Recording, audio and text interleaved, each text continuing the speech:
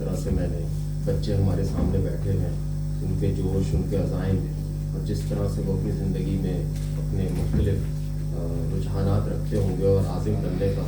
ایک ان کا انہماک ان کے اندر مستقل موجود رہتا ہوگا. سب سے پہلے تو یہ تالیاں جو ہمارے لیے بج رہی ہیں یہ ان بچوں کے لیے بجنی چاہیے، اور یہ ہمارے بڑے خصوصی بچے ہوتے ہیں، اور میں ان سے نیچے ملا بھی تو مجھے احساس ہوا کہ بہت ہی ان کے اندر ایک تخیلاتی اور تخلیقی وقور جو ہے وہ یقیناً مجھے امید ہے کہ یہ آگے جا کر جو ہے ہمارے لیے فخر کا باعث بنیں گے. جہاں تک اس کتاب کی بات ہے تسنیم حسن صاحبہ کی، تو یہ کتاب اپنے کسی تعارف کی محتاج نہیں رہی ہے، کیونکہ ان کی کئی نشستیں اس حوالے سے ہوئی ہیں، اور میں نے جو ادبی موقر ہیں ان کے بھی تبصرے اور تجزیے ان کے میں سنتا رہا، تو اس کتاب کو بڑی ایک ستائش حاصل ہوئی اور بڑی تحسین کے لائق ہے یہ کتاب. اس کتاب پر چونکہ علم العروض کے ماہر لوگوں نے بھی گفتگو کی اور اپنے نقطۂ نظر کا اظہار کیا، اور ان کو ایک مستند شاعرہ کی حیثیت حاصل ہوئی اس کتاب کے ذریعے. لیکن میں سب کو یہی کہتا ہوں کہ ایسا نہیں ہے کہ تسنیم حسن کا ادبی سفر جو ہے وہ ان کی اس کتاب آنے کے بعد شروع ہوا ہو، یا یہ کتاب آنا ان کے ادبی سفر کے آغاز کی تمثیل ہو. ایسا نہیں ہے، بلکہ یہ منظر نامے پر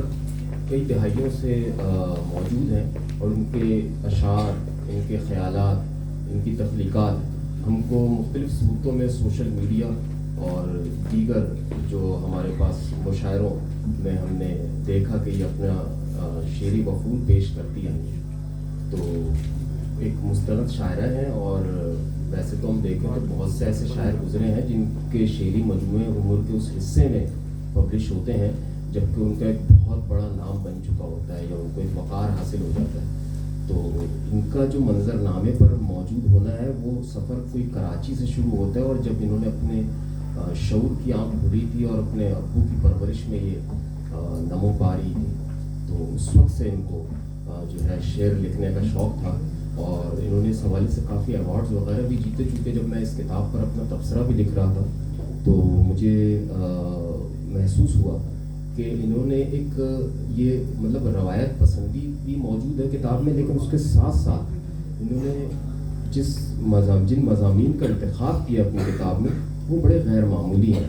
اس میں آپ کو ایک شخص کے اندر موجود عدم التفات کے بھی کچھ اثرات ملیں گے،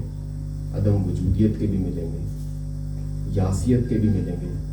کچھ ایسی چیزیں ملیں گی جو ایک شاعرہ اپنے اندر وہ خیالات رکھتی ہیں لیکن ابھی آشکار نہیں کر پا رہی ہیں. ان سب خیالات کے روامز بھی اس کتاب میں، ان کے اشعار میں موجود ہیں. اور پھر اس کے بعد یہ ایک بڑی اچھی روش ہے، کیونکہ اس طرح کی کتابوں میں یہ روش ہمیں ملتی نہیں ہے کہ ایک دم سے یاسیت، لامعنویت، اس پر مبنی اشعار ہونے کے ساتھ ساتھ ایک مثبت فضا بھی ان کی کتاب میں موجود ہے جو جنم لیتی دکھائی دیتی ہے، جس میں ایک امید ہے، ایک متانت ہے، ایک طمانیت بھرا رویہ ہے جو ان کا خاصہ ہے. اور ایک شاعر جب اپنی اس کی کتاب غزلوں کی آتی ہے تو اکثر جب ہم اس سے ملتے ہیں تو اس کے اشعار اس کے ضامن ہوتے ہیں، اس کے اشعار اس کی شخصیت پر پوری طرح سے اس کو اشعار کو اس کی پرسنالٹی میں ہم ڈپکٹ کر سکتے ہیں. ان کی شاعری کی خصوصیت بھی یہی ہے کہ جب آپ ان کے اشعار پڑھیں گے تو آپ ان کی اصلی زندگی کو بھی ایسا ہی پائیں گے. ان کے اشعار میں آپ کو ایک ماں بھی ملے گی، ان کے اشعار میں آپ کو ایک بیٹی سے محبت کرنے والی ماں ملے گی. اس میں مزدوروں کے لیے احساسات موجود ہیں. اس میں انہوں نے، اگر ہم متکلمین کی نظر سے دیکھیں تو آپ ایک البرٹ کیمیو فلاسفر گزرے تھے جنہوں نے نیہلزم کا کانسیپٹ دیا تھا، لامعنویت، جو بہت زیادہ جس کو ایک ڈریگ فلاسفی کہا جاتا تھا کہ انہوں نے زندگی کے معنی کو ختم کرنے کی کوشش کی ہے. لیکن اصل میں وہ لامعنویت کا درس نہیں دے رہے تھے، وہ لامعنویت کے اندر سے معنی تراش کر رہے تھے. تو ان کی کتاب کا خاصہ یہ، اکثر غزلیں پڑھ کے مجھے اس طرح کا احساس ہوا کہ انہوں نے پہلے اپنے آپ کو ایک بلینک سلیٹ کی طرح خود اپنے سامنے رکھا اور پھر خود دوبارہ اپنی تراش خراش شروع کی. اس کی وجہ سے جو ان کی شخصیت ہمارے سامنے آتی ہے وہ سمجھ لیں ان کی ایکوائرڈ نالج پر بنی شخصیت ہے.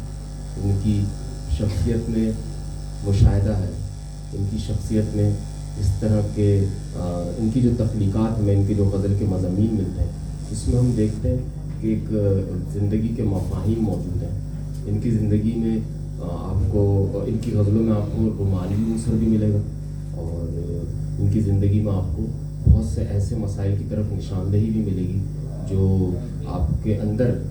کہیں نہ کہیں پل رہے ہوتے ہیں. لیکن یہی ایک شاعر کا خاصہ ہوتا ہے کہ وہ انسان کے اندر کے موجود احساسات جو ہوتے ہیں ان کو بہت آسانی سے دوسروں کے احساسات کو بھی اپنی غزلوں میں, اپنی تخلیقات میں بہت اچھی طرح بیان کر دیتا ہے. یہ زبان جو ہماری ہوتی ہے, اگر آپ اس کتاب کو پڑھیں گے تو اس میں آپ کو زیادہ تر روایت سے جڑے ہوئے الفاظ ملیں گے. یہ زبان اگر بہت زیادہ اس کو عامیانہ طور پر استعمال کیے جانا شروع کر دیا جائے, چاہے وہ کوئی بھی زبان ہو, تو وہ زبان خود بخود انجماد کا شکار ہو جاتی ہے, ایک جمود طاری ہو جاتا ہے زبان پہ. یہ جو ہمارے ادب شناس اور ادب دوست اور جو تخلیقات کرنے والے لوگ ہوتے ہیں, اس میں تسنیم حسن کا نام سر فہرست آئے گا, اور یہ یارکشائر میں بھی اس حوالے سے بڑی متحرک رہتی ہیں, یارکشائر ادبی فورم کے پلیٹ فارم سے. تو زبان کے جو الفاظ ہوتے ہیں ان کو زندگی بخشنا بہت ضروری ہوتا ہے کہ کہیں وہ ہلکے ہلکے ایسا تو نہیں معدوم ہوتے چلے جا رہے ہیں. ان زبان کے الفاظ کے معنی کہیں ہلکے ہلکے اب عدمیت کا سامنا نہ کر رہے ہیں. انہوں نے زبان کے استعمال کو اتنے خوبصورت انداز میں اپنی غزلوں میں پیش کیا ہے کہ سمجھ لیں انہوں نے زبان کی بھی ایک خدمت کی. اردو زبان کے لیے ان کا ایک بڑا کام ہے. اور چونکہ ان کی جتنی بھی آپ غزلیں دیکھیں گے تو کافی باتیں ہیں جو کی جا سکتی ہیں, کیونکہ جو اس وقت جدت کے نام پر کی جانے والی شاعری ہے, تو اس کے حوالے سے اگر ہم دیکھیں تو جدت کے نام پر کی جانے والی شاعری میں انہوں نے روایتی اسالیب جو ہے ان کو استقرار بخشنے کی کوشش کی ہے. اور جیسا کہ میں نے آپ کو بتایا کہ زبان کا اگر عامیانہ استعمال ہونا شروع ہو جائے تو زبان خود بخود انجماد کا شکار ہو جاتی ہے, اور لفظ ہمارے تخیل سے تخلیق میں انجذاب نہیں پاتے. تسنیم حسن کا خاصہ ہے کہ استغراقی روش کو ملحوظ رکھتے ہوئے اپنے تخیل کو تخلیق میں تبدیل کرنے کی صلاحیت رکھتی ہے,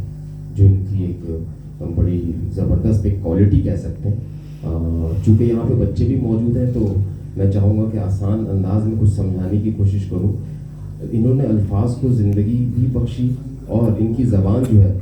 اگر آپ اس شاعری کو پڑھیں گے تو آپ کے وکیبلری میں بھی اضافہ ہوگا, آپ کو نئے الفاظ سیکھنے کو ملیں گے, آپ اردو کے قریب آتے چلے جائیں گے. اور اگر ہم ان کی چند غزلوں کو ان کے مطبوع کلام سے الگ کریں اور ان کا تخلیقی مطالعہ کریں تو اندازہ ہوتا ہے کہ لامعنویت زندگی سے یاسیت تک لے جانے کے بعد یہ زندگی کے نئے معنی و مفاہیم کی تلاش کا حوصلہ رکھتی ہیں.